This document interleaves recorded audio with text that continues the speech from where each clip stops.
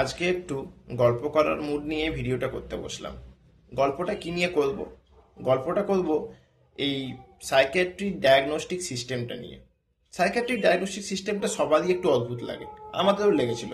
প্রথম যখন সাইকিয়াট্রি পড়তে ঢুকেছিলাম তখন মনে হয়েছিল যে এ কী রে বাবা, ব্লাড টেস্ট নেই, এক্স রে নেই, ইউএসজি নেই, আহ, কোনো হচ্ছে মাথার ছবি, যে সিটি স্ক্যান, এমআরআই, সেগুলোর বিশাল কোনো গুরুত্ব নেই কিছু ক্ষেত্রে ডিফারেন্সিয়েট করা ছাড়া। তো তাহলে ডায়াগনোসিস হয় কিভাবে? পরবর্তীকালে আমরা বুঝলাম আস্তে আস্তে যে মানুষের কথাবার্তা থেকে বিভিন্ন সাইকোপ্যাথোলজিকে খুঁজে বার করা এবং সেইগুলোকে ক্রাইটেরিয়া অনুযায়ী সাজানো এবং তবে গিয়ে একটা ডায়াগনোসিসে রিচ করা। সাইকিয়াট্রি ডায়াগনোসিস অত্যন্ত কঠিন একটা জিনিস। কিন্তু আমি যেটা নিয়ে বলবো সেটা নিয়ে হচ্ছে, সেটা ব্যাপারটা হচ্ছে যে সাইকিয়াট্রিতে ডায়াগনস্টিক টুল, যে ডায়াগনস্টিক টুল ব্যাপারটা নেই, এটা কিন্তু ভুল কথা। সাইকিয়াট্রিতে ডায়াগনস্টিক টুল রয়েছে, হাজারো রয়েছে। এগুলোকে আমরা বলি সাইকোমেট্রিক বিভিন্ন স্কেল রয়েছে। এই স্কেলগুলো দিয়ে সব কিছু মাপা যায়। আমার তো এটা মনে হয়েছিল যে সাইকিয়াট্রির এই যে সাইকোলজিক্যাল বিভিন্ন স্কেলগুলো, এই স্কেলগুলো দিয়ে মাপা যায় না এমন বোধহয় কোনো জিনিস নেই।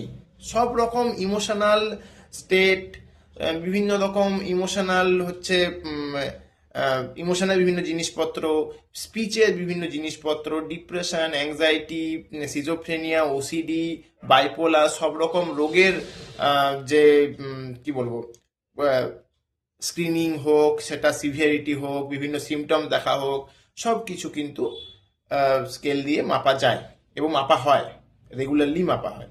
সেরকম একটা স্কেল নিয়ে আজকে একটা ছোট্ট জাস্ট একটু বলে যাব। ইন্টারেস্টিং লাগবে শুনতে, খুব খারাপ লাগবে না আশা করছি। সেই স্কেলটার নাম হচ্ছে হ্যামডি স্কেল, অর্থাৎ হ্যামিল্টন ডিপ্রেশন স্কেল। এটা ওয়ার্ল্ডের অন্যতম ব্যবহৃত, সবচেয়ে বেশি ব্যবহৃত বলতে গেলে, ডিপ্রেশন রেটিং স্কেল। মানে এটা দিয়ে এটার স্কোরের উপরে আমরা কিন্তু ডিপ্রেশনের সিভিয়ারিটি আমরা বিচার করতে পারি। পেশেন্ট ডিপ্রেশনের যদি ট্রিটমেন্ট চলছে তাহলে তিনি কতটা ভালো হচ্ছেন সেটা এই স্কোরের উন্নতি দেখে বোঝা যেতে পারে।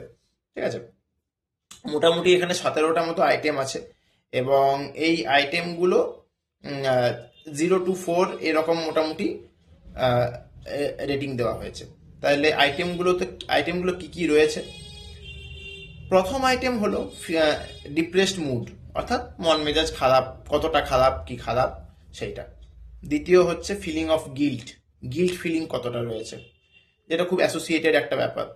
3 নাম্বার হলো সুইসাইডাল টেন্ডেন্সি, তিনি কি সুইসাইডের কথা বলছেন, নাকি সুইসাইডের মানে অ্যাক্টিভ চিন্তা ভাবনা করছেন, নাকি সুইসাইড অ্যাটেম্প্ট করে ফেলেছেন অলরেডি, এটার উপরে ব্যাপারটা স্কোর করা হয়।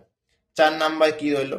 4 নাম্বার হচ্ছে ইনসমনিয়া। ইনসমনিয়ার মধ্যে ভাগ রয়েছে ঘুমের প্রথম দিকের ইনসমনিয়া, অর্থাৎ ঘুম আসতে না চাওয়া, পরবর্তীকালে ঘুমের মাঝখানটা কতটা ভেঙে ভেঙে যাচ্ছে, বা হচ্ছে আর্লি মর্নিং অ্যাওয়েকেনিং, অর্থাৎ ভোরের দিকে ঘুম ভেঙে যাওয়া এবং তারপরে ঘুম না আসা।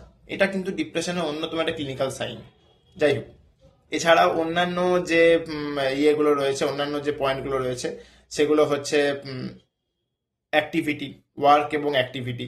ওর মধ্যে আসছে যে অ্যানহেডোনিয়া, মানে আমরা ডিপ্রেশন যাদের হয় তাদের কতটা কাজ করতে অনিচ্ছা, নাকি তিনি ডেইলি লাইফটাই হচ্ছে কিনা চালাতে পারছেন না, এতটাই তার কাজ করতে অনিচ্ছা, এতটাই তার দুর্বলতা।